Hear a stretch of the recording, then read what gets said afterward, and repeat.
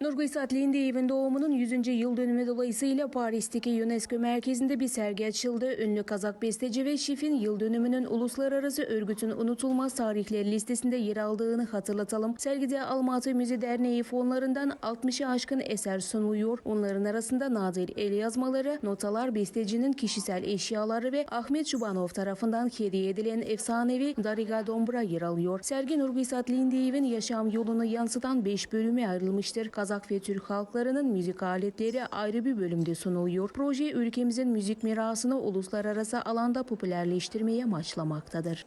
Ол кісінің өнері жалпы біздің заманауи композиторлық мектепке де. Nurgül Lindeyev'in efsanevi çalışmaları hem modern besteciler okulumuz üzerinde hem de sahne sanatları üzerinde büyük bir etki yarattı. O olmasaydı müzik tamamen farklı olurdu. Onun yazdığı besteler ve orkestra parçaları muhteşem sesleriyle büyülüyor. Bu elbette bizim gururumuz, Kazak müzik sanatının gururudur. Композициялар және оркестрлік шығармалар әрине біздің қазақ музыкасының мақтанышы.